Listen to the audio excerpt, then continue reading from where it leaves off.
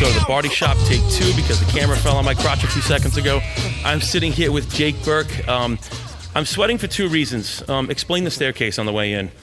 You were kind of winded coming up those stairs a little bit. He's being very kind. I was extremely winded. There's about, 90 stairs walking up here to the 3rd floor, and I'm like, oh, cool, it's a nice, cool fall day. Yeah, I'll wear a little flannel. Nope, I feel like John Candy in a pie eating contest right now. That was the warm-up for it. Yeah, so I passed the test, I made it, but to my defense, I had to carry all this equipment upstairs too. Fair enough. So, how you doing today, Jake? Pretty good.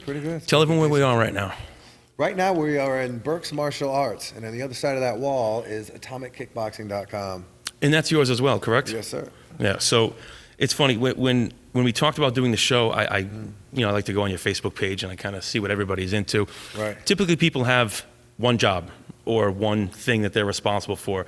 You have Jake Burke Realty. So when I met you over 20 years ago, real estate was kind of your thing at the time. Kind of mainly doing that, did this more as a hobby. Correct. So how do you transition, or how did you transition from doing the real estate over to Burke's Martial Arts? I just kind of put all my eggs in one basket, and I kept my license and kept, I'm still a licensed real estate broker. And I do a couple transactions a year, nothing I'm not trying to. But I just kind of put all my effort into this. I had a passion for it. I didn't have that much of a passion with dealing with people in the transaction of their home. So this was a lot more fun punching people in the head. You took the words out of my mouth. It's got to be more fun beating people up than taking their shit. For sure, that's for sure. And it's just, look, Rhode Island's a small state. Real estate's very tough around here. There's a lot of new condos going up, and I'm just throwing random shit here, but right around the corner from where me and my wife live, there's condos going up. They're starting at like $400,000. They're not big by any means, so Rhode Island's very expensive. I think the only way you can really make money in real estate right now is if you're a commercial developer, maybe. So the point I'm trying to make is your foresight was fantastic to kind of segue over to something else. Sure. But you also touched on something that I like. You threw all your eggs in one basket and you followed your passion. Right. It's scary. I mean, because nothing's guaranteed. More businesses fail nowadays. Right. So it's, I like success stories like that. Right. But there's got to be some bumps in the road. Can you talk a little bit about that? Or huge bumps, major bumps. But you just have to keep moving forward. That's the only thing you can do, It helps when you can kick people out of the way when those obstacles just kick them right out of the way. That's the olden days, yeah. But yeah, I mean, it's there's fear, but you're not going to die. A lot of people are afraid to lose their standard job and say, all right, I'm going to stop doing this and I'm going to go take this risk. And of course it's a risk, but what are you going to do if you don't try? You're going to look back and say, hey, I wish I did this thing. And you see, but you said risk, and I like that because getting up, like I have a 9-to-5 job and I do this as a hobby on the side. Right. There's risk having a job in corporate America as well. You look at what COVID just did. How many people had solid, great jobs, no bad performance reviews, and just like that. Gone. Just like that, something. And it was ironic. Right before COVID hit, we had, in my building alone, there was 68 people laid off. Just because it was a weird financial year in the first place, then COVID hit. So nothing is guaranteed. So I love what you did. I love what you're doing. And we're just talking about one or two things. You have like 5 different businesses you're involved with. Right. So, I mean, you got Jake Burke Realty, Burke's Martial Arts. I didn't know you were a photographer. We've always been into photography. Really? I do it as a hobby, and I don't really have time to do it really lately. Well, no, I mean, you're going through a transition period right here too. Yeah, so. But in a perfect world, I'm going to have a little studio and have something going on. And what do you like to photograph? Anything in particular? I usually like to, I forget what they call the type of photography, but I like to take pictures of people as they are. Ooh. From a long distance. So my wife's sitting over here. I'm just going to get... Bree, do you think Jake should come photograph us in our natural habitat at the house? Yeah, that would be... That would be a good time. We feel as though we should have a reality show. Oh, yeah? Yeah. No, we don't. But, so, to me, it kind of goes hand in hand. What type of patience do you have to have with martial arts and what you're doing here with this, with the Muay Thai? The focus, the concentration, but then also with photography. Like, you're constantly searching and looking for that perfect moment. Is that fair to say? As far as fighting and snapping a picture? Yeah, is there a correlation between the two? Because to me, I like I said when I first came in, I have a spastic brain. Right. So focus for me is very hard. So for you to teach me, in 5 minutes, you'd probably like, kid, I'm going to beat the shit out of you, get the hell out of my studio. Right. So for me, I see through all this, and I kind of see like the focus that it takes for you to kind of be into each. They're two completely different things. Right. But is the mindset the same? The only thing that I would say is the same as and when you're doing speed photography, it doesn't really matter, I guess. But when you're needing to keep your body very still because you have a long shutter speed, then you do need to kind of control your breath and your body movement. And there is some type of like body control that you have to have. Very similar to shooting a gun. Yeah, absolutely. Yeah. Photography shooting. Yeah. Yes. So that's another thing that I know about you, but maybe a lot of people who don't maybe follow you on Facebook or anything that don't know about you. So you're a big Second Amendment guy. Yeah, I'm an NRA instructor. I teach, I help people get qualified to carry in Rhode Island. I teach basic marksmanship and you hear that? All that good stuff. Yeah. We want to get our permits to carry. Oh, okay, good. So what we should do is, if you do open that supplement store, say that I work for you and I carry large sums of cash. It's going to be easy to get the license to carry that way. See, we can help each other out here. I'll cut that out of the video, of course. We're not kind of. So in my experience, you have to have somewhat of a unique past to be into fighting. Like it takes a lot of nerve to get up and kind of put yourself out there to get beat up, to lose a fight in front of people. What pushed you in this direction at a young age? I was in the training school in Cranston here, and I was 3 days before I was going to be 18, and I went for a review hearing, and they let me out of the training school 3 days before I was going to be 18. But I didn't know anybody in Rhode Island. I was just me by myself. And actually, the judge said to me at the time, he said, if you don't bring that, because it was, my birthday is February 16th. So it's 3 days before that, so it was February 13th. It was freezing outside. Oh, yeah. So I had a state jacket on, because I didn't have anything. Yeah. So that's all you can have in there anyways. And the judge said that jacket you're wearing, if you don't get that back to the training school by midnight tonight, we're going to arrest you for possession of stolen property. Over a jacket. So I had to find my way from the Kent County Courthouse all the way back to this training school to give them the jacket, and then I had no jacket, no place to live. I didn't know anybody in Rhode Island, so that's how I started off. So when I got out, I was like, I gotta figure out how to not get my ass handed to me. You know what I mean? God, yeah. Because I had been in a lot of beefs prior to that. But I wanted to make sure that it wasn't going to ever happen again, because I got jumped pretty bad in the training school multiple times. How long were you in training school for? Which time? I spent a lot of time in the training school. How many times were you sent there? In like a training school, like a correctional facility in Rhode Island? Sure. Like 4 times, I think. Where were you prior to that? All over. Different locked facilities throughout. I was in a place in Texas for like a year. I was in another place in a different part of Texas for another year. I was in Connecticut for a while. Kind of bounced around to a lot of different locked facilities for a long time. That's how I grew up, basically. From like 3 to 18, I was locked up. What prompted that? Well, I don't know. I was adopted by these people who, and I had problems, I guess. But when I explained to people the problems that I had, everybody looks at me and they're like, I did the same shit. What do you mean? I did the same things.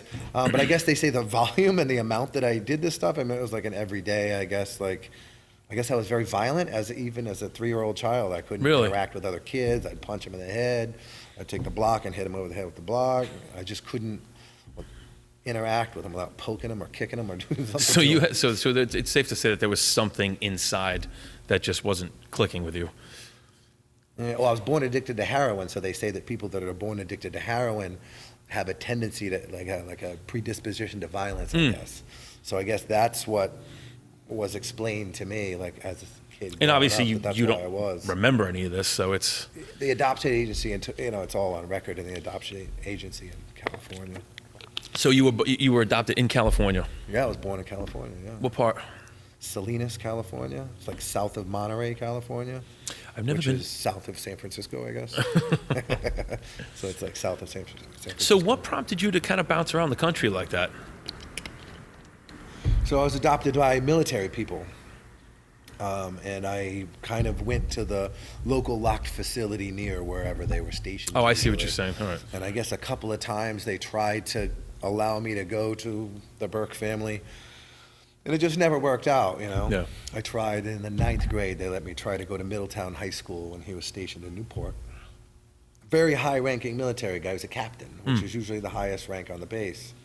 You know, the admiral, 2nd and 3rd star admiral, usually aren't on the base. They come in maybe, you know, a couple times a year. It's like a foreman on a job site. They pop in. Yeah. He's like the head honcho on the base, you know.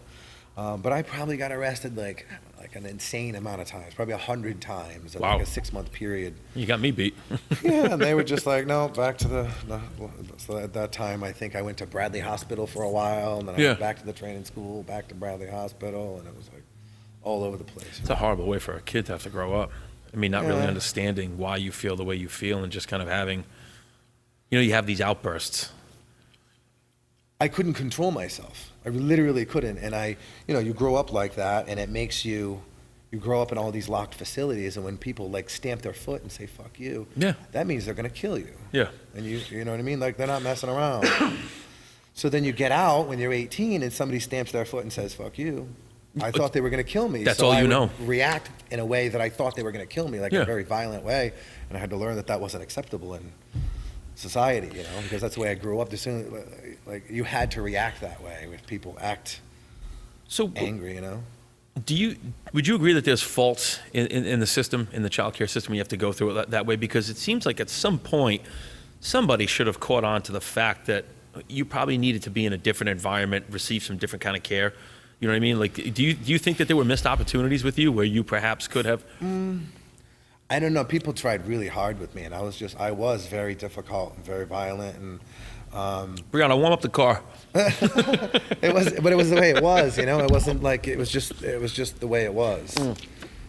Just growing up that way, they didn't really know what else to do with me, and the Burke family had already, you know, decided and conceded the fact that they weren't able to care for me, and didn't really know what to do with me. Yeah. You know. And then when I was 15.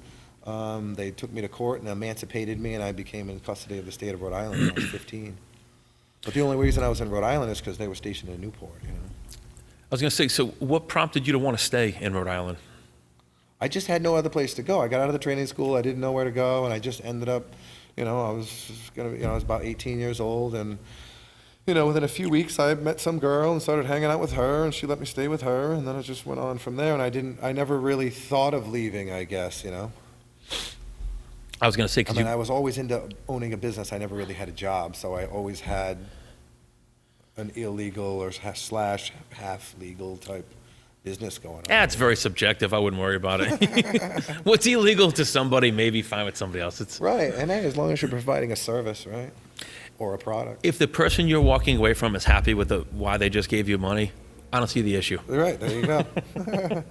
That's why he's such a good entrepreneur. You got it.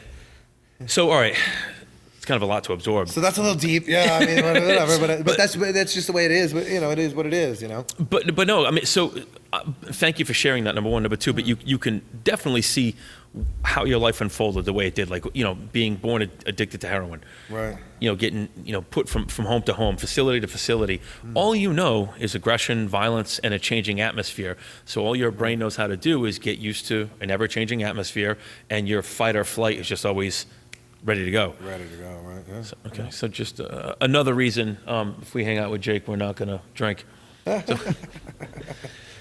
So obviously I know now how you got. My first question with people, anyone who's not born in Rhode Island, is why the hell are you here? Now I know why you're here. I don't think anybody really comes to Rhode Island. I think people just end up here. We get stuck here. Thank you. That's a perfect way to put it. You kind of, I'm here, so I might as well stick around for a little bit. Right. Because you were actually Texas, California, Connecticut. Really, Connecticut's beautiful, but it is what it is. Yeah. I guess if you could go back to one of those states, which one would it be? Because you have that Cali kind of vibe, like. Yeah, I could get along in Southern California. For sure. You definitely you have that look and kind of persona about you. And I spent a lot of time in Miami, kind of in my early 20s. That was going to be about the second state I mentioned was South Beach, something like that. I could see you down there. That's already burnt out. Like, everybody goes to Florida. It's like a retirement state now. Right. And how old are you now? 46. All right, so you're a couple years older than me. Yeah. So we'll retire around the same time. We'll go get a condo down there. I'll have the show and hopefully some money. You could be the head of security. Right. Brianna could be doing some kind of voyeur cam for like a side hustle. I'll be in Thailand. I'm actually glad you brought that up, because that to me is for someone who doesn't like to fly, and I know that's a long goddamn flight. Right. Someone who's not that I never learned how to fight or to train. Like, I know you're more into training than actually fighting. Right. How did that come about? How did you start taking? Because that's an annual trip for you, isn't it? Right. I've been going. Yeah. This would have been my 19th year. Really? 18th or 19th year. I went the year before the tsunami, whatever that was, and I've been going every year since. So talk a little bit about what you do when you're in Thailand. I usually stay at a fight camp. You know, I'm usually there for 3 weeks to a month. Generally stay in fight camps the whole time. Usually I go to some nice resort for a period of between 3 and 5 days. Yeah, I've seen the pictures. It's beautiful. Yeah, I love Thailand. Yeah, it's gorgeous out there. How are the people out there, culturally speaking? Look, I know it's got to be a huge difference from coming from the States going over there, but talk about some of the differences in what it's like in Thailand in comparison to Cranston. Especially Cranston. I would say that the number one thing is that there's a reason why they call it the land of smiles, is because they really do smile at you, and they do begin in a much more like empathetic way. You know, it's like, you know, around here you see somebody walking on the sidewalk and they're like sneering at you, like like you're an asshole doing something wrong. You know what I mean? Like they're not pleasant at all. But in Thailand, they're just so like, they just look at you in a much more inviting, pleasant way. Yeah. And they don't think like, around here we'd look like if you're looking at me, you want something. You're going to try to do something. Yep. To me. If you and I were crossing on opposite sides of the street and we engaged with Right. our eyes, one of us would think the other one wanted to fight. Or if there's a pretty girl walking down the street and she looks in your direction for whatever reason, automatically she wants to sleep with you. Right. Fortunately for me, that was true, but it's no. So to me, that's very interesting, because I think for the most part in the United States, we take everything for granted. I think we're spoiled. I think a lot of what we have here, when you see like a lot of what's going on in the news right now, people are kind of bashing America, fuck Trump, all this nonsense. Right. My thing is, if you really don't like it here, go spend some time in another country where you think, what you think the United States should look like. Right.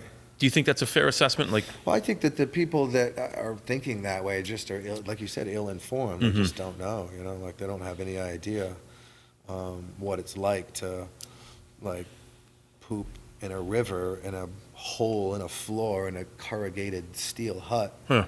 Like, and that's all they got, you know what I mean? Like, you're pooping in a hole in a river, in your steel hut, under some highway bridge in the middle of Bangkok. Like, they don't have any idea.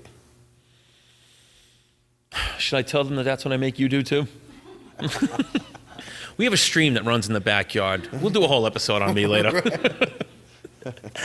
No, and again, that's the kind of stuff that I think we do take for granted in this country. So I get really aggravated when people talk like that. And that was one of the things I couldn't wait to talk about you in Thailand, because I think now everything with the political climate and all the anti-America propaganda that's being thrown around, I think it's a really good time to kind of shed some light on how the rest of the world, certain parts of it, live. And then who better to ask than you spend last 18, 19 years over there. Right. So, like, the problems that people have, when I listen to people complain about their problems, like, they're only luxury problems. You're complaining about your car. Like, a lot of people don't have a car. You're sitting there complaining about it. Thank you. You're complaining about, all the stuff they're complaining about are luxury items. All of it. Yeah. Right? You know, they're complaining about their luxury problems, not realizing that there's other people in other parts of the world that would do anything just to have a car. And I love your story, and I'm not just saying that because I'm really afraid of you, and we're having this conversation, but I like your story because of how many poor children are born in the exact same situation as you and don't make it out of their teens, don't make it out of their first 3, 4, 5 years of their life. Right. So to me, it's special, and I can't thank you enough for actually vocalizing and sharing that, because a lot of people don't want to talk about the painful part of their life. But to have a better understanding now of where you came from, how your life progressed, it's really cool to see what you've able to amass over your life. Right. It's impressive, and it's really cool that you take the time, you spend time in another country. So you already had an appreciation for how fragile life really is, but now you spend 3, 4 weeks at a time in another country, and it just, to me, just adds another layer to, you're like this mysterious guy. You've always been, like, as candid as you're being right now, and I've known you for a little over 20 years now. I think this is the most in-depth conversation we've ever had. We've always spoken usually about business and working out, things like that. Right. But to know this other side of you, you're an impressive dude. You've always been, and I say it to my wife all the time, you're like this, like James Bond kind of Ethan Hunt from Mission Impossible. Like, you're like a mystery wrapped in an enigma, locked in a box. It's really cool that you're opening up to talk about this side of you, and I think it's even more of a beautiful story because you have a different appreciation for things because you literally came from nothing. You were born like, I don't know the statistics, God, I know that about you, but how many children are born in your exact situation that don't make it through the first couple days of their life? Yeah, for sure. Yeah, it's such crazy, a unique story, and I'm honored right now to be sitting here having this conversation with you. It's that's cool. why I tell the story, because it's important for people to know that you can have success and it makes no difference like where you come from. I mean, look at Michael Jordan. They told him, you suck. Kicked him off the high school basketball team. Yep. Michael Jordan. I know. told him he sucked. Got kicked off the team. Like, it makes no difference where you start. It matters where you finish. Yep. And I think people need to realize there's different levels of success. A lot of people measure their monetary gains on how successful they are, and I couldn't disagree with that more. I think if you're happy where you are in the world, I think if you're happy with what you're currently doing. If you come home, you got whether a wife, girlfriend, family, a dog. I don't care. If you're happy to go home to your dog, I think at the end of the day, if you're happy when you wake up, you're happy to go to bed, and everything in between is something you're passionate about, to me, that's success. I don't think it matters to a bank account because at the end of the day, you can't take any of this shit with you. You know, what are you leaving behind? Like for you, I tend, I don't know about you, but the older I get, I tend to look at things in terms of legacy. Like I look at you and it's like, okay, so how many people could you share that story with? My wife attracts flies, I'm sorry. So, it's the stink. Yeah, it's. I talked to her about it, I'm sorry. If you're picking up a fly on the camera, it's not. So, I look at you now as this person who can, how many lives can you touch? Like you have this awesome business, so you're helping people protect themselves, get physically fit. I mean, how many people come into you and just don't have the confidence, so to speak, to,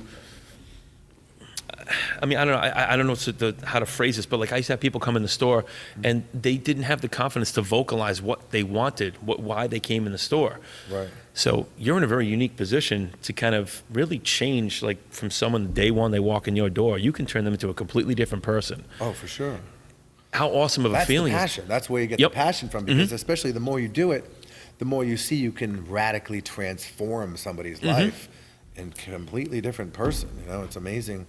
And that's why I have so much, that's why my passion continues to grow. Yeah. Because the more people I can develop, because that's why I tell all my members and my students my story, like, because they need to know, because they're struggling too, a lot of them. Everybody. We all have struggles, right? Everybody has struggles. And I think that's the hardest part with being comfortable in your own skin, is being able to vocalize your insecurities, your weaknesses, the negative things that you turn to for comfort. Once you can do that, and you know this better than most, once you can do that and get it out there and find that camaraderie with someone like yourself or like me, like I had, issues with violence growing up. I was on the receiving end of the beatings, but it is what it is. I was still violence nonetheless. But I think once you let that guard down, I think you open yourself up to a much different experience in life. And it's a more beautiful experience. Right. So it's cool. Sure. It's very cool what you're doing. And do you share that with your class? I mean, do you, not that you, hey, my name's Jake, but do you share that side of your story with your group and everything? Absolutely, yeah. Really? For sure, yeah. Because they have to understand that. Because I've had people that have come to me a lot of times. See, it's not just martial arts. It's not just self-defense that I'm teaching. It's not just fighting that I'm teaching. It's like a personal development. It's a personal development center that teaches quality self-defense and martial arts training. It's more about, because only a small fraction of people are going to use this self-defense that I teach. Oh yeah, you're building the self-esteem, their pride, their self-worth. And only a fraction want to fight, right? Like only 3% of my members want to be fighters. Yeah. The rest just want to train like a fighter and train with fighters and have the confidence and get stronger and more fit. It's really not about the fighting or the self-defense. Yeah. When it's there, if it happens, you have it though. And you see it too. I mean, you'll know right away when somebody comes into you, correct?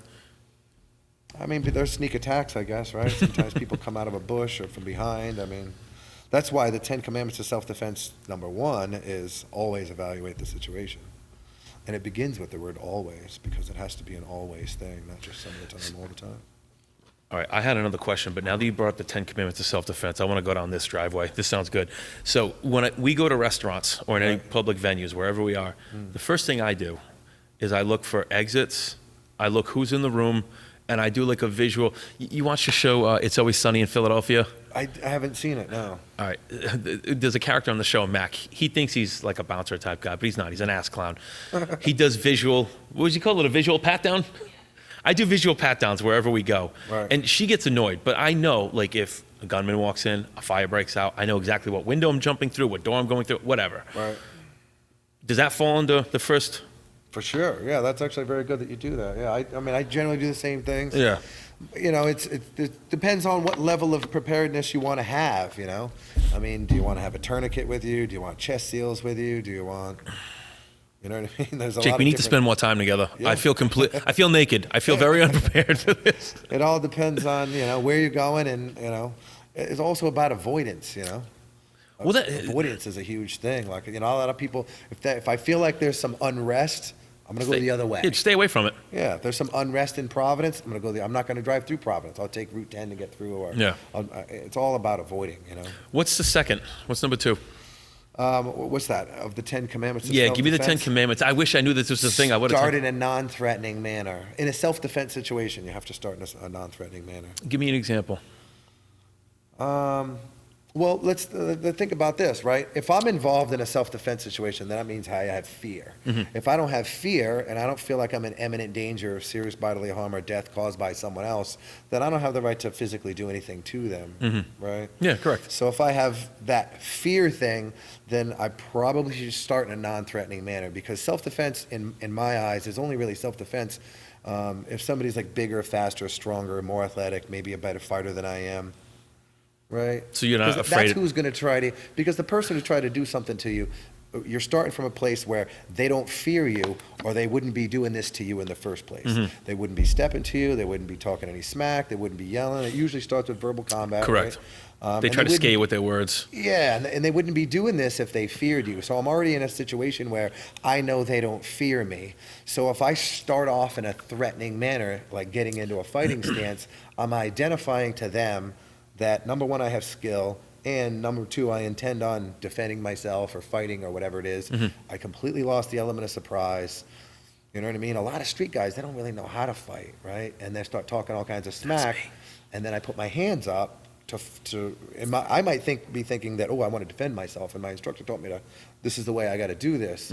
Well, I'm giving away my element of surprise, and I'm letting them know that I have some skill, and I intend on doing something. And he might just pull out a gun and start shooting. Yeah. He might pull out a knife, right? So the last thing I want to do, so I start in a non-threatening manner. I'm like, yo, come on, please. Because I don't want to get physical. If I can talk them out of it. Yeah, better off. It's better for them and it's better for me. Because I don't have to worry about lawsuits. I don't have to worry about getting even if I'm right, I might still get sued. I might still get arrested. Yeah. So it's all about that whole avoidance piece. And you would right? think that you would, because you're a trained fighter. I mean, so you know how to use your hands, your legs, your knees, your elbows. So right away, you're at an advantage. 9 times out of 10, you're at an advantage. Number 2, if you do throw a beating on somebody, you own things. You have equity. You have something that somebody can come after if you inflict enough damage. Right. And odds are you're probably going to inflict. Because 9 times out of 10, I'm just guessing, a lot of this stuff would happen where somebody's been drinking or someone's had a little too much of something. Most sober people don't go out to dinner with their wives or girlfriends and wind up in a bar fight. Right. It's usually when there's a bunch of guys getting together and another bunch of guys. Nobody had sex that night. Nobody is walking out with a girl, so they got to release themselves somehow. Right. Yeah. Right. What's number 3? Number 1 is always evaluate the situation. Number 2 is starting in a non-threatening manner. Number 3 is controlling the focus. Give me some details. If somebody wants to rob me and they tell me to give me your money, I'll take the money out and I'll hand them the money. What do you think they're looking at? What do you think their hands and their eyes are focused on? Your hands. Not their nuts. So as soon as I see their motion of their eyes motioning to the money and their hands motioning to the money, I know that, because your brain can only focus on one thing at a time. So if I show you the money and I see your eyes shift from me to the money and your hands start to reach, I know all your focus is on this, on the money. And that's when I see your motion to go grab, you're getting kicked right in the groin. And that's blasting your knees out, your groin, and you have that fraction of a second to make that decision where you're going to go or no go, correct? You have to go. Yeah. You have to go. Yeah. It's ironic. I was watching the first Karate Kid movie today, and it was this. On Netflix. Yeah, it was this scene with Ralph Macchio and Mr. Miyagi, and Miyagi he tells him to bow, and when he bowed, he put his head down, he slapped him in the head. Always look high. That's all I'm thinking of when you say this. He's right. He's right. So what's number 4? Number 4. So number 4 is, number 3 is, number 1 is always evaluate the situation. Number 2 is starting in a non-threatening manner. Number 3 is control the focus. Number 4 is motion causes motion. Motion causes motion. Yeah, motion causes motion means that there's no such thing as effortless self-defense. Mm-hmm. You see these guys on YouTube, and just Google it. Just search it up, like knife defense. Mm-hmm. And the guy comes in at a knife, and he's like, "Oh, and you're gonna do this, and then you're gonna do this, and you're gonna do this, and you ain't doing none of that, man. You're getting stabbed up." I was gonna say because it's all planned at that point. That's always my issue with these self-defense videos. Yeah, you're getting stabbed up. Yeah, it's not good for you. You're getting stabbed up. In a situation where someone presents himself to you with a knife, what do you do? What do you, as a trained... There's so many different things. Depends on distance and range. If I can avoid it, it's always about avoidance, right? Yeah. If I can huck a chair at you or run out the window and get my car screwed, then that's what I'm going to do, right? Yeah. I'm not going to... Anything I can do to not engage, if I have to engage, then I have to go in and shut you down. Yeah, quick. You know what I mean? I'm not interested in... That's why people... a lot of people, when they think of self-defense, they think of punching and kicking. Like, I'm not punching and kicking you. I'm trying to grab your head so I can fish my thumbs into your eye, so I can pull your eye out of your face. Like I'm trying to do things, I call it universal law, meaning that I know that I'm going to get the desired response. I remember being a kid, I think I was like 12 or 13, and I had ran away from one of these places that I was locked up in, and I started talking smack. I was a punk, so I was always talking smack to everybody for no reason. So I remember this guy, a big stocky guy, he had a big head, big jaw and everything, and he was like, "Yeah, you gonna talk some smack?" He walks up to me, he says, "Go ahead, punch me, go ahead, I'll give you a 1, he says. So I'm like this little scrawny little kid, and I'm like, "All right, I'll punch this fucking motherfucker as hard as I can," right? So I was like, I hit him as hard as I possibly could, and I didn't even know how to fight back then. I started training when I was like 18, so I didn't, I knew how to fight from street, but everything I had, and even blink, I was like, and I thought like that hurt my hand a little bit. And Shit. it does, and I was like, and I ran. I was fucked. Right, so that's not universal law. Punching and kicking, there's a lot of people who just watch the UFC. They're going to beat the hell out of each other. And that's why I argue that that's not really good self-defense training, because if you can go 5-minute rounds and nobody got stopped, how's that effective self-defense training? And it all winds up on the ground. They choke somebody out, they tap, and they try to almost break their arm, their elbow, their leg. Yeah, but if you can go 5-minute rounds and nobody got shut down, then that's more of a sport. Yeah. Right. So if you think of all the things like when MMA guys are doing the pummeling drill. Yep. As soon as you go under, I'm going right to your eye, like, because you're putting your arm under here and putting your head right here. I'm just thinking vision. I'm taking my thumb, pushing it as far as I can through your eye socket, trying to touch the inside of the back of your skull. Right. I'm just trying to shut you down, because that's your focus is going to be on your eye. Well, and most people when they get into it. If you and I are face to face, the first thing people want to do, everybody throws a haymaker. They wind up. Oh, yeah. Everyone's standing squared up, facing each other, almost like they're getting ready to dance. Right. So you're automatically, all you have to do is, I got into it, no judgment. I used to deliver Chinese food, and the owner of the place in Coventry accused me of stealing one night. I was stealing, but he didn't actually know. So he came up to me just like that, and he approached me. So I quickly realized that we're just standing face to face. I stepped on his toes, and I pushed him backwards, because we're both at this weird point. He fell back into the fish tank and all this shit. Hilarious. So, Mr. Singh, I'm sorry. I didn't mean to tell that story. But the point I'm trying to make is most people, when they get in that situation, you're standing incorrectly, your hands are down by your side, you're not prepared. The first thing somebody wants to do, they throw a haymaker. My first thing was I always went for the throat. Right. 3 times I got in bar fights, and they were all taller than me. For some reason, because I lift weights, everyone thought that I had this chip on my shoulder. I did, but I never went out looking for problems. Right. All three of these altercations ended, I jabbed him with my knuckles right in their esophagus, and I just, bye, and I just leave. Like, Well, it worked for you. yeah, I mean, I survived, but it is what it is. But I'm thinking ergonomically speaking, like everything you're talking about, like I'm envisioning this as we're going. I'm like, yeah, most guys stand face to face, all their weight's on their heels. Like you Right. could very easily tip one of these guys over, doing it all wrong. Yeah. Well, that's the 10 commandments of self-defense number 10, which is I can go faster forward than you can backwards. Like if I run forward into you, what are you going to do? You're going to be off balance because Oh, I can God, go yeah. faster forward than you can backwards. I have more balance, speed, agility, coordination, speed, power moving forward than you do backwards. So I know if I can move forward on you and get you going backwards, catch you on your heels. Yeah. Your focus now, remember back to the controlling the focus, now you're focused on your balance, not on protecting your throat, your groin, your eyes. No. And I'm trying to use my universal law. I know if I blast you in the groin, I don't know anybody in the world, right? If you think about it, man, woman, or child, I don't care what religion you are, what color your skin is, what part of the world you come from, I blast you as hard as I can in the groin, your body is gonna bend. Oh, you're That's a shook. guarantee, Absolutely. Yeah. right? That's a guarantee. So that's just the way it is. So I know that when I go low, your body's gonna bend, and then that's just easy just to take them down and stomp them out and check your back and go for your weapon. Number 5. Number 5. So I was into, so motion causes motion. We were on motion causes motion. That just tells me motion causes motion. I just want to touch on that. That's right. We got off topic. I'm sorry. That's I all right, ramble yeah, yeah. sometimes. Yeah, no worries. But motion causes motion is understanding that there's no such thing as effortless self-defense. Anything you try to do, like I was talking about the knife example, like, oh, I'm going to do this. No, you do that. They're going to motion. Anything, if I grab you and pull your arm, you're not going to let me pull. You're going to pull back. Oh, yeah. Right? And then the same thing is that once I understand, we have, so the next one is what we call the 3-foot rule. Once I understand the 3 feet, from 3 feet, you can't really punch me, kick me, stab me, grab me. There's really not much you can do. And once I understand that you're going to motion into the 3-foot rule, that's when I have to go. And that's the motion that I'm looking for.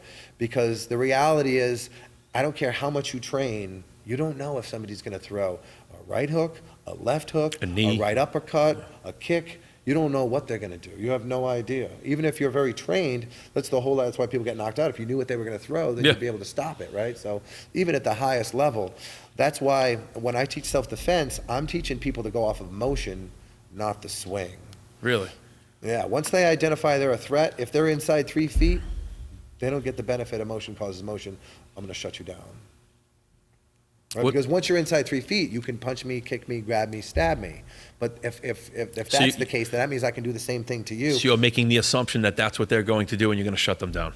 I'm not making the assumption. I'm evaluating it based on what they're saying. If they're making verbal threats, if they're saying, hey, I'm going to fucking kill you, and they come walking towards me, and they come inside 3 feet, like, you just said you were going to kill me. Like, I believe you. Yeah. You know Well, what I you mean? have to at that point. Right, exactly, yeah. So it's like, and then in a self-defense situation, like, they had to have come from somewhere. Like, it could start inside 3 feet, right? You could be at a bar Yeah. and step on somebody's Close foot, quarters or something. And then they get all pissed off or something, or spill something on their foot, and they act stupid. So it could happen, and in that case, you might have to just go. Yeah. Because the thing is that a punch happens in a very small fraction of a second, and it's just like that, and you're out, and then you don't know what's going to happen after you're knocked out. Oh, God, no. You They have could no idea. stomp. I mean, Especially nowadays, they'll just keep stomping. All their boys will come stomp on you. you see all these riots all over the place. People getting kicked in the head mercilessly while they're already unconscious. And laughing while they're doing it and having a good time. So you have to make sure that when I'm saying motion causes motion, there's two sides of that coin. It's any motion I make is going to cause you to motion. Anything I do, you're going to do something. Yeah. And when I'm starting in a non-threatening manner and I'm outside 3 feet and you've identified you're a threat, the moment when I see you motioning into breaking the 3-foot rule, that's when I explode on you. I'm not going to wait for you to throw a punch. It's too late then. What's your first move in that situation? What are you going?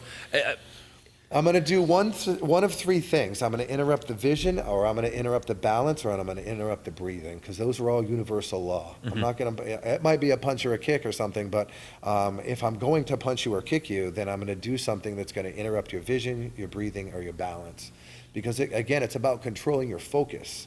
in a self-defense situation, I want to make sure that controlling your focus. I'll go from one thing, like if I say, whoa, whoa, whoa, please, please, please, wham, and I get your eyes for a moment, like I might have 2 seconds. Yeah. If I say, no, no, no, and I wham, and I get my finger in your eye, you might be like, woof, for a second. Yeah. That buys me that next second, because your focus is on your eye, to send you nuts in your throat. Oof. Right? And then your body's gonna bend, guaranteed, and then I'm already on my, it's only two motions, and I'm almost already there, you know? But it's gotta be vision, breathing, or balance. Vision, breathing, or balance. Are you taking notes, Brianna? The next argument we have, I'm going to reference this. Vision. But that's the way you have to train, because you're talking about somebody who has a small frame, 90, 100, 120 pounds. I mean, there's, I saw a guy the other day, he was like 7'2", he's 375 pounds. Like, if you're not going vision, breathing, or balance, and you think you're going to use grappling skill or boxing against somebody with that weight disparity and then size disparity, you got another thing coming. I don't care who you think you are. You have to make sure that you're doing things that you know you're going to get the desired result, and that is making sure that I'm going vision, breathing, or balance. Because nobody can ignore getting poked in the eye or blasted in the groin. Oh, so God, no. You can't, No, I like that too, because it's. I think a lot of people. I don't want to generalize. When I think of altercations, the first thing you think of is all the shit you saw in the movies, which is completely choreographed, Right. or you think of what you see on television with like MMA and UFC, Right. which that's not how a street fight or a bar fight or an altercation at a concert is going to happen. No. It's going to happen where there's just two dudes throwing blows from a distance, head turned, doing this shit. That's typically what happens. See, what I'm like worst case scenario. Like, I'm not assuming that whoever I'm dealing with isn't the only person. Like, I have to assume that. Yeah. I have to assume you have a gun. I have to assume you have a knife. I have to assume you have some type of impact weapon. I have to assume those things. Because if I think I'm going to, do my martial arts skill on you, and Yeah. all of a sudden, whoop, now out comes the gun, out comes the knife. Now I just made a bad situation worse. Yeah.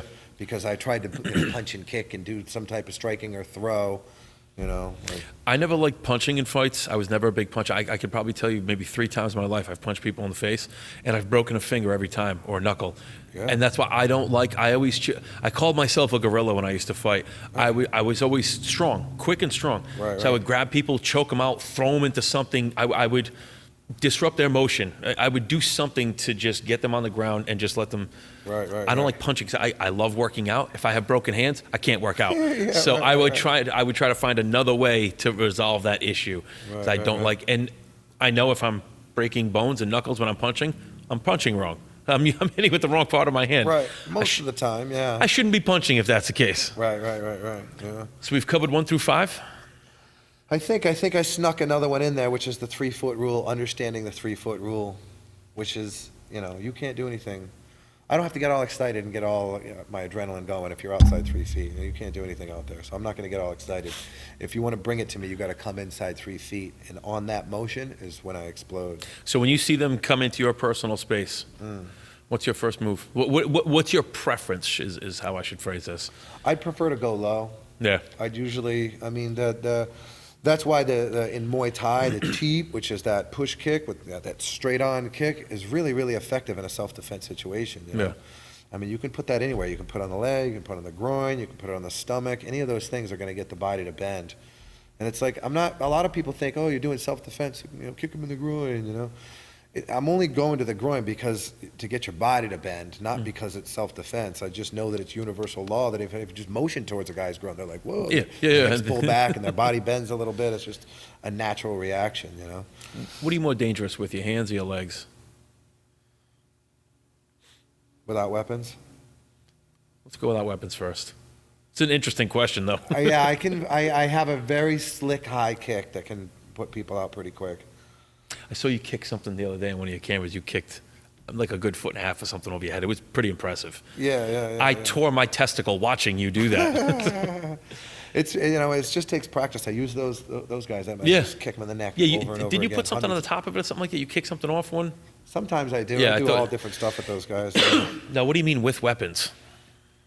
Well, that's what I teach. I teach people how to defend themselves, and I always recommend people to use a weapon if you have to defend yourself. I wouldn't use a tool to help you save your life, you know? I mean, that's all weapons are, is tools. Yeah, it's an extension of you at that point, correct? In some ways, you know, it's kind of, yeah, in some ways, yeah. I mean, again, back to, you know, if I'm a, you know, small frame person, around 100 pound, 120 pound, 130 pound guy, and I got to deal with some guy who's, you know, 270 pounds, you know, 2.5, 3 feet taller than I am, like, you know. Why throw a punch? Yeah, when What are you you can gonna bust do? out a blade and start flowing and poking and slashing, I mean, it'll help you get where you need, or even if you need to, I mean, in that case, some people could use a firearm, and it could be justifiable, right? I mean, if you're a small frame lady who's 90 pounds and you got some big gorilla jumping out from behind a bush as you're coming out of somewhere, I would argue she can shoot. I mean, you don't have to allow this guy to beat you up to try to defend yourself. No, I think you're I better would off think stopping you it should. before it happens, because Yeah. this guy could hit you one time, now you're out. You're asleep. Yeah, and then he can Like- use any weapon against you that you have. So, so I believe in weapons. I mean, you know, It's, if I got 4 or 5 guys, it's hard. yeah. If I have a knife, it's fun, right? I mean, The way your face just lit up when you said fun, it was like the Red Ryder BB gun scene from A Christmas Story. You just got way too excited with that.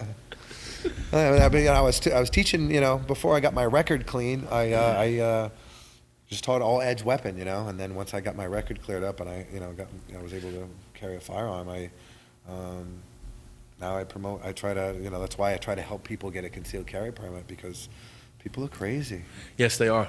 People Yeah. are crazy, and they don't care at all. I go into the joint and talk to these guys. I mean, I was in there. I talked to guys that would like laugh to the point of tears about, you know, about the way a guy's face looked when he stabbed him, telling it like it's a joke and thinking it's so funny that he's in tears laughing about the guy's face. And that's their mentality. Like, that's the sick mentality that they have. And when you have somebody like that, you have to shut them down. Yeah, because what are you going to do? You give them an inch, and you're Right. dead. He's enjoying stabbing you and the look on your face. Yeah. So that's the kind of people there are. You have to, you know. And like you said People numerous don't times, What's that? I said, like you said numerous times, you never know who's standing across from you. You never know who's in the grocery store with you. You never know who's at the bar with you. And you don't know what skill they have. Exactly. You don't know what skill. You have no idea. You can't sleep on anybody. That's the thing about going to Thailand. Like, you stand next to a guy like my friend Sakman Khan, you know, won 94% of his fights with over 260 fights. But standing there at 7-Eleven, you would never know. That he's incredibly dangerous. That he's stronger than I am and is an unbelievable fighter. Like you have no idea the level, and they just that guys in Thailand, the most humble people you'll ever meet are Muay Thai fighters in Thailand. Do you think that having that knowledge, like knowing what you can do to another human being, humbles them? Or is it just their nature? Or do you think knowing what you can inflict on somebody should you need to, does that humble them? What do you think it is? It's a lot their culture and the way they are, but it's also, yeah, I mean, I feel like the more you learn how to be violent and the more skill you have, the less you feel you might have to use it. The less skill I had myself, the younger we're talking about, the more violent I was. Yeah. Because I was in fear, you know? And you're reacting out of fear at that point. Right, and in So- the beginning, in my early days, it was like an unreasonable fear, you know? Like, No, it makes sense. I mean, because that's what. Yeah. So on the podcast I did last week with a friend of mine, Brian Benedus, we talked about our childhoods, and you know, he was bigger guy but insecure, and I talked a lot about myself. And one of the things I said was that I spent most of my late teens and 20s, if we were going out to a bar, a concert, whatever it may have been. I wouldn't focus on going out, having a good time, just hanging out with my friends, listening to a band, whatever it was. I focused on what if there's an altercation. That's all I thought about the whole time. So I automatically had the wrong mindset leaving the house, and it actually was a hindrance on me enjoying myself for the rest of the night. Right. And to hear you say this, it now makes me realize on a very immature level is I was thinking the worst. And I think on some level, it's because I knew I wasn't prepared to really defend myself adequately, I should say. Right. I was just like that. And again, like I said last week, it never happens. It was just, I was always prepared for something that was never going to happen. Right. Stupid. But like you said, before you were trained, before you were skilled, you had a very similar mentality. But now that you know, you can kind of, for the most part, control the situation before it actually becomes a situation. You know what I mean? Having that knowledge and the way to move about things and kind of see things before they happen. Right. I'm imagining that is all part of the training and preparing to kind of see the world through a different lens. Yeah, and you don't want to hurt somebody. Yeah, You don't no, want to, you know, even if somebody wants to hurt you, like if you can get out of it without hurting them, like in the end, you're both better off, I think, you know, like Yeah. I truly don't want to have to hurt anybody, Yeah. you know? That says a lot for you because there's a lot of crazy people out there. Yeah. So what would number 6 be? Number 6 is incorporating the high-low concept, which is like a hockey fight, right? Is what? Just high, high, high, high. Oh, they're all high, just going face, face, high, face, face, face. high. And most street fights, if you like go on YouTube and search street fights, they're just throwing haymakers. Yep. Nobody's going high. If they went one high and one low, they'd change the whole game. Yep. Yeah. Right? Nobody's used to getting their groin kicked out or their knees kicked out or their It's all the legs same. kicked out. Everybody goes for like that. Everyone goes for that one knockout punch. Right. Yeah. So I'm either going to go high, high, or low, high, low. So you mix it up. For sure, yeah, you kind of have to, right? When you- even in fighting, like in MMA, they call it changing levels. It's pretty much the same concept. You don't want to just, you know, sometimes people in fighting, they're either punching high or they're, you know what I mean? They're either punching or they're kicking. Yeah. But to be able to put the punches and kicks together, like in a combination, is a different thing, right? So to go low, where are the good points to shoot for? Knees, groin? Most of the time, again, my purpose of going low is generally to get the body to bend. Unless I'm trying to blow your leg out and break your leg, then there's a lot of different ways I can do that. So if I'm not trying to bend your body by going low, then I'm usually going to attack the knee and try to break your leg up. Oof. And you could do that no problem. I've seen you kick things. Yeah, and once you understand how to do it and the angles that I show people to do it, anybody can do it. Especially if you're behind somebody, it's so easy to just snap their leg. Don't tell her all Just this stuff. snap. Earmuffs over there, honey. It's like putting a twig against a little corner and just snapping it. it. It's pretty much that easy once you understand. It's awesome. Yeah. Number 7. I'm forgetting the order now, so I don't think I don't care. I I think don't we think got another one in there somewhere. I didn't realize this was a thing. I'm so intrigued right now. I wish I knew this ahead of time. That's all right. Yeah. I'd have to get the book out to remember them all in the order that they're all in. Well, let me ask you this. You touched Yeah. on something before about what was your friend's name in Thailand? Sakman Khan, So or Mong for short. Sakman Khan. So Mong. So when you're in Thailand, what percentage, and I know you go over there to train, so I'm assuming everybody around is a fighter in some capacity. Right. How do you, level-wise, if I had to say, look, Jake, you're, you know, I don't know how I would phrase this for ranking, but how good are you in comparison to the people you're training with over in Thailand? The people that I seek out, like a guy like Sakman Khan, is leaps and bounds beyond where we joke around actually about how he has forgotten more techniques than I know. Serious. So how old is he? Because he'll just be like, oh, he'll just show me a technique, and he'll be like, I forgot about that one. He just And I'm completely like, slipped his mind. I forgot about more than I know. So have you fought over in Thailand? You have, correct? Yeah, I fought over there twice. Yeah. How'd you do? Well, I won both fights. It was just whoever they put in front of you, you know. What are your nerves like going into that? Like, where do you have to go mentally to prepare yourself for that? First, like, I've had like 5 fights total. The first fight is like tunnel vision. It's just total tunnel vision. You don't really remember much. You don't see much. You don't see the crowd. You don't really see anything. It all goes by so fast. It's like your wedding day almost. Like it's just, am I wrong? It's almost I've like. never been married, but yeah. Yeah, I'm not either. Is that okay? No, but it's like you prepare and you're waiting so much for this day, for this event. And it flies by. Like we had to go back and watch a video and look at the pictures to remember all the things that go on. So I'm not shocked to hear that. But especially when your fight or flight or your adrenaline kicks in. Right. Well, your adrenaline in the beginning is what kills you. For amateur, the first few fights, that's what you're trying to fight because that'll make you more gassed than, you could have the best fitness in the world, but if you can't control that adrenaline, that gasses you. So how do you structure the training for somebody? Let's just say, hypothetically speaking, I came to you green. Now, I've never trained to fight for self-defense.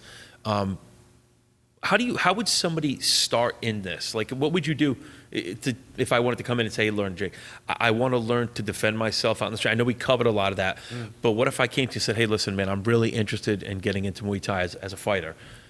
What?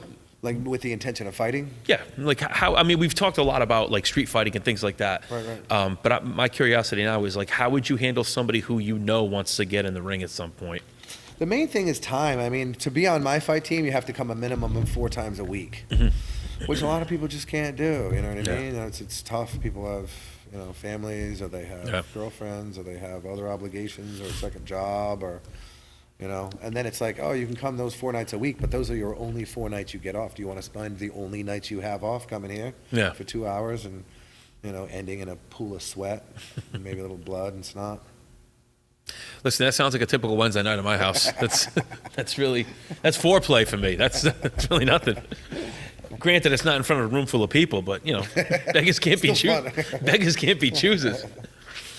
So now you're taking this location and you're moving over to Providence, correct? Right. All right. Yeah. Is anything about this going to change when you transition over to Providence? A lot's going to change. Yeah. How so? I mean, it's like a $1 million facility I'm building. It's everything is building it from scratch. So I completely demoed the entire building, ripped everything out of it all the way down to nothing, and then I'm building it up from scratch. So it's everything that I've learned over the years that I want and don't want, basically. Oh, I see. So as you do this long enough, you figure out things that you really don't want to do anymore, and you kind of right. So now you can turn this into what to do and what not to do. Like the wall is right now. We can hear each other's music. Oh, really? So I have great sound systems, but it sounds muddy if I'm listening to Metallica over here. Good choice. And then next day, they listen to New Kids on the Block, and you hear them both at the same time. That was a little more faint, but it just makes it sound muddy. Yeah, it does. So the new wall is completely soundproof. I had the guy, New England Drywall. Nice. Who's really, really good. He's done a lot of studios. He does the Rhode Island Hospital because those walls have to be soundproof. You can't hear the women screaming, giving birth. Right. Yeah. Or the guy I got herpes. Yeah. Or the guy who's getting the wart shaved off, or the guy that you just kicked in the groin. He's got to have his testicles pulled out of his lower abdomen. So tell me a little bit about what do you provide here? What do you offer for people who aren't familiar with your business? Talk a little bit about what you do here. What kind of classes, one-on-ones, things like that. Yeah, so like I said before, it's a personal development center that teaches good quality martial arts training. But I do competitive Muay Thai training, so people that want to fight or train Muay Thai, legit training like learned in Thailand. I also do tactical personal protection, a system called V-Arnish Jitsu, which is nothing more than just how to shut somebody down who might be bigger, faster, stronger, more athletic than you are. I'm also certified in Krav Maga, so I also have Krav Maga classes. That originated in Israel, correct? Yeah, it's the official Israeli military fighting system. Yeah, that's a unique one because that's in my experience that's been referred to as just like super street fighting is one of the ways I've heard it explained. Yeah. Talk a little bit about that. So it's the military fighting system of Israel, and it was popularized by the movie called Enough by J-Lo. Jennifer Lopez, yep. Yeah. And there's different people that have different opinions, but in my opinion, nobody knew about Krav Maga until that movie came out, and in my opinion, that's what popularized I've heard the exact same thing about that movie. Yeah, and it's got a great name because Krav Maga is a unique name. It's not English, so it's got its own little kind of thing there. It also has got nice hard consonants, which makes it easy to remember. It sounds aggressive. Right. It sounds badass. It's different. Yeah. And they did an excellent job marketing it, but it's not really any more effective than other self-defense systems that you'd see out there, in my opinion. Yeah. It's a very basic self-defense system. But I think for those of us who aren't trained in anything, it's, you know what I mean? It's better than going out and just way more than adequate, chucking for haymakers. Sure. Yeah, for sure. Yeah.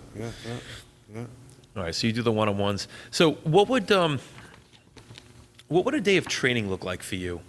So when you're in it, when you're getting ready for a fight, Right. like, and we know each other from the gym and so forth, so we know physicality-wise and nutrition-wise what you have to do to build up your body physically just for appearance. Right. Talk about the difference between preparing for a fight, like the months leading up to a fight, and what a typical, like, you know, casual weightlifter like myself. I know there's a dramatic difference, but talk a little bit about the difference about when you're prepping for a fight in terms of your meals, how many hours a day you have to train, your rest, the Right. frequency. A lot of that depends on what level you're fighting at also. And whether or not you have to cut weight. So if you're cutting a decent amount of weight or if you're not cutting a decent amount of weight, you know, on a high level, professional level, if I was training somebody to fight, it would be double sessions. So you're going to need a lot of calories, you know. Yeah. You're going to do, you know, 2 sessions a day, maybe an hour and a half, 2 hours per day. So you're going to need a significant amount of rest and a decent amount of calories because it's very intense. Yeah, that's training, a lot. you know. I'm just thinking And in about terms an of 8-week camp usually. But normally you would just eat a decent amount of carbs, a decent amount of protein, healthy fats. I mean, it's just basic nutrition eating. It's really nothing. The cutting weight part of it is similar to like what you would do, you know, somebody would do for a fitness show or a bodybuilding show. Yeah. Kind of the water cutting, and there's several different ways to do it. Everybody has to do it in a way that they like and is comfortable for them, you know. See, what I always thought was interesting is when you guys get dramatic, like in high school. So I went to Coventry, and it was like 27 or 28 straight years they won the state championship.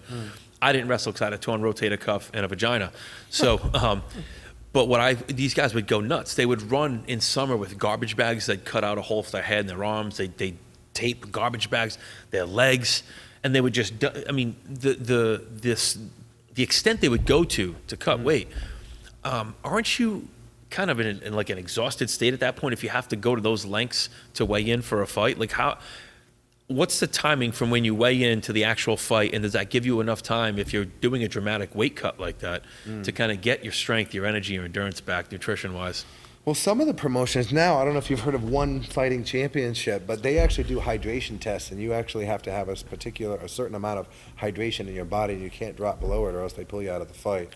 Which I think is good, because it's dangerous and it's really unsafe, and people should be fighting as close to the weight that they walk around at. This whole cutting 40, 50, 60 pounds That's before crazy. a fight is just kind of like, that's not really the way it was designed to, you know what I mean? Like, No, and it's like, to me, it's kind of, as a non-fighter, it seems kind of insane you're going to lose a lot of endurance and a lot of strength cutting that amount of weight. And I don't care if you had 12 months to drop 50 pounds. That's a lot of goddamn weight. And then to get back within a certain amount of time prepared to go engage somebody physically for God knows how many rounds, how many minutes. That's exhausting, man. Just thinking about that is exhausting. Yeah, I mean, a lot of people get an IV. Throw some B12 in there. A lot of people get an IV before as soon as they weigh in, they're done, they get an IV. And then within an hour, you feel great. A little vitamin D, a little bit B12. I like food too much. That's the reason I don't you fight. have to eat, you have to eat and rehydrate, but that'll rehydrate you as soon as it's going right into your vein. Yeah. So that's the way generally it's done, whether or not it's talked about or not, that's generally what people do. What do you walk around at when you're, because I know right now you're not training a lot because you're transitioning between, addresses, things like that, but what do you typically walk around? I don't fight anymore, I'm more into the training aspect, but if I was, what was your question? Like, what do you walk around at weight-wise? I'm normally around a deuce. What did you fight at? I fought at probably 180 or 185 most of the time. You felt good? Because listen, I felt very strong. I didn't cut a ton of weight. No, and I've seen you looked like you were etched in fucking stone. You looked ridiculous. Yeah. You would put a picture up on social media recently, and the veins in your thighs. This is why I'd be afraid to get kicked by you. The veins in your thighs had biceps. It was very, very scary to see. You had like railroad tracks going through your legs. Yeah. That's why I wanted to know what you're more comfortable with. I know Muay Thai is a lot of knees, a lot of close quarters, elbows, things like that. At least that's how I've seen it. Right. But that's why I was curious to see if you prefer to hit with your hands or your legs. I like the legs because I feel like I have really good flexibility and dexterity with my legs and my feet. And I have very strong, powerful kicks. And it's a longer range weapon. I don't need to get that close to you to kick you. I can kick you from much further away than I can punch you. So it's a lot easier to kick someone because I don't have to worry about you countering it as much. This is why I wanted a thicker table, but beggars can't be choosers. All right, so Jake, listen, I do want to, what I think would be cool is if we did an episode where I came in as a newbie and you throw a beating on me or put me through a workout or something like that. Yeah, we can do that easy. I think that'd be fun. Not today, of course, Right, yeah. because I have to go cut weight and I got to shave my chest. But no, I think it'd be And cool. you have a vagina. Yeah, it's true. It's true. I have balls. My wife keeps them in her purse. Okay, those who are married, you know my story. It is what it is. It's actually a mangina. Yeah, mangina. It's a little bulkier. What do they call that? A moose knuckle? Right. No, I think it'd be cool to kind of go through, like, I think it'd be fun because I've never been officially trained on any of these things. I think it'd be really cool to show people whether you do it or you do it to me or you put all this equipment on me and just throw me into the walls for 20 minutes or so. I think it'd be kind of, We can work something out, yeah. Yeah, we can work something out. I'm not signing a waiver because I can't promise I'm not going to cry afterwards. By then, we'll probably be in the new spot. I'm looking at like probably 45 days to be there. So Yeah, so what we'll do is we'll wait till you're in the new spot. I think yeah. it'd be cool to do like a little walk around and show the new place. Right. But I think that'd be fun for someone who's never done this. Right. I think it'd be really interesting to see how bad I really am. Because all men, and you know this, back before you learned how to fight, we all think we can inflict a certain level of damage because we've watched enough HBO. Right, I'd be really interested to see exactly how fucking useless I am in a situation when I'm confronted with a professional. Right, So I'd like to do that. Yeah, And that'd be a good time. That'd be cool. And listen, thank you Try to not injure each other while we're doing it. I'm not worried about injuring you, Jake. I'm worried about injuring myself trying to injure you. That's not, and then you injuring me. My guess is what would happen is you would just allow me to throw a couple strikes. I'll pull a hammy, tear something in my lat, and okay, you're disengaged. Hopefully not. Yeah, I'll probably get hurt getting into your 3 feet. So yeah, I don't think you have anything to worry about. But listen, in all honesty, thank you for sharing all that. I mean, Yeah, no, it was my pleasure. Yeah, it's a lot. It's interesting, but it's really enlightening because now you can have I get a fuller picture of how you came to be the enigma that is Jake Burke. Yeah. So Thanks for having me. No, it was No, awesome. no, dude. Listen, It was and an honor to be asked. I love doing stuff like this, and I definitely want to get together next time, and it's going to be humbling. I may not have you there for that one because I may have you wait in the car. I don't want you to see that side of me. But yeah, I think it'd be fun to go check out the new place and put me through a little session or something. It'd be a lot of fun. Absolutely. Yeah. All right, so Jake, why don't you tell the camera where your new address is, how they can find you on social media, anything else that you want them to know about you. Sure. Yeah, you can check us out at burksmartialarts.com or atomickickboxing.com. And the new location is 880 Eddy Street in Providence. We're building it out right now. It's a good time. We should have a good time down there. You can also check me out on Facebook, Jake Burke, just my full name. And good news, the new location is right around the corner from Rhode Island Hospital.